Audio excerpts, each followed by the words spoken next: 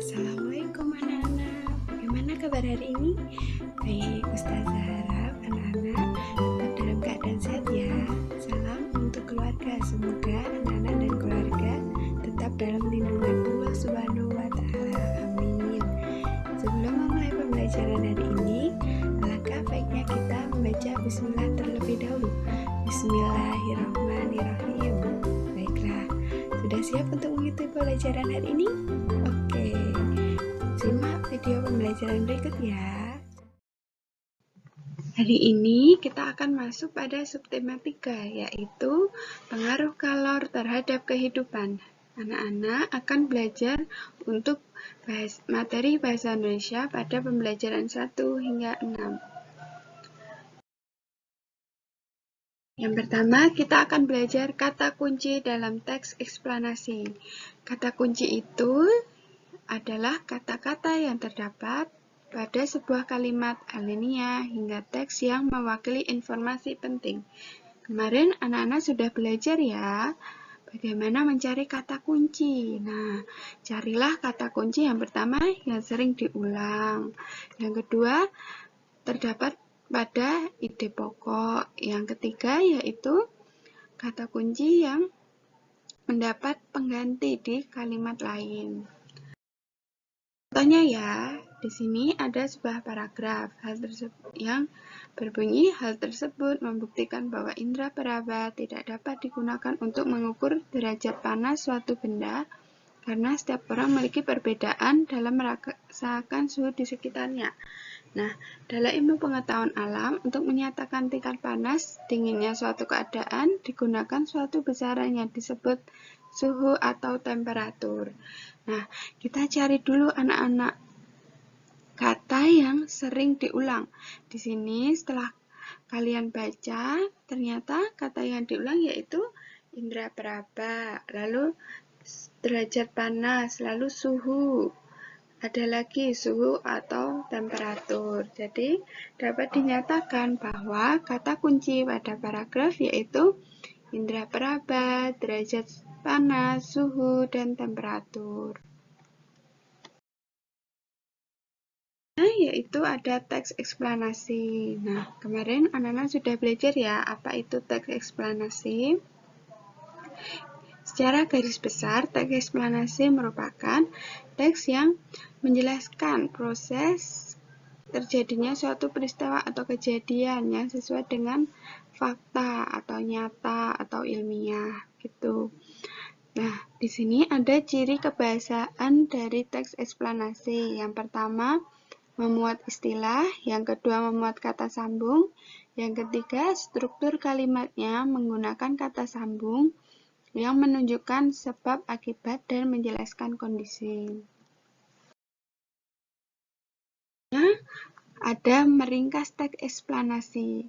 Meringkas adalah menyajikan suatu karangan dalam bentuk lebih singkat. Nah, untuk meringkas sendiri, anak-anak tidak boleh ya keluar dari isi bacaan yang ada. Jadi, meskipun disajikan dalam bentuk singkat, harus sesuai dengan isi teks. Nah, untuk langkah-langkahnya kemarin juga sudah belajar. Yang pertama, membaca dulu secara menyeluruh. Setelah itu, mencari ide-ide pokok. Yang ketiga, ide-ide pokok tersebut disusun menjadi kalimat yang pendek. Nah, selanjutnya ringkasan dapat lebih padat dan ringkas lagi. Jadi anak-anak membuat ide-ide pokok tadi yang jadi kalimat pendek tadi menjadi ringkasannya lebih padat dan ringkas. Kemudian dari ringkasan tersebut anak-anak susun kembali dengan kata-kata sendiri. Untuk ciri-ciri ringkasan yang baik, yang pertama ditulis dengan kata-kata sendiri. Yang kedua, bahasa singkat, padat, dan jelas.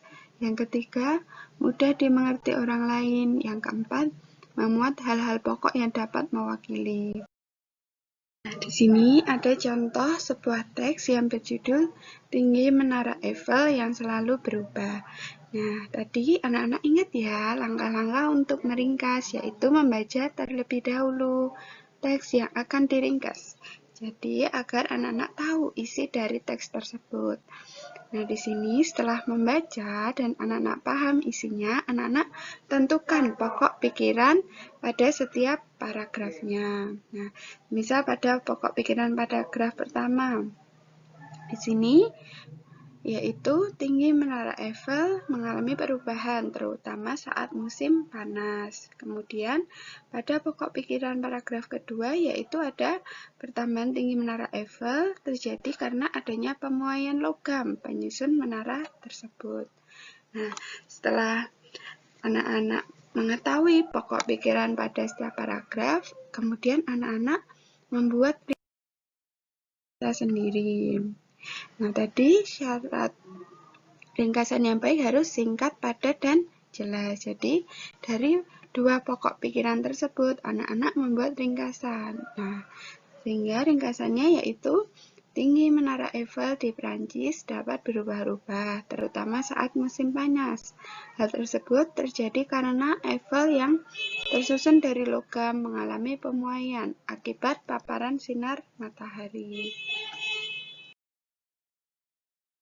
Untuk isi teks eksplanasi itu biasanya tentang peristiwa alam dan sosial sesuai dengan syaratnya kemarin ya, yaitu sesuai dengan fakta, kejadiannya benar terjadi, ilmiah, dan lainnya. Selanjutnya, teks eksplanasi juga memiliki fungsi sosial, yaitu memberikan penjelasan kepada masyarakat tentang proses terjadinya suatu peristiwa atau fenomena. Sekian pembelajaran dari Ibu. Apabila ada salah kata dan ucapan, Ibu mohon maaf. Wassalamualaikum warahmatullahi wabarakatuh.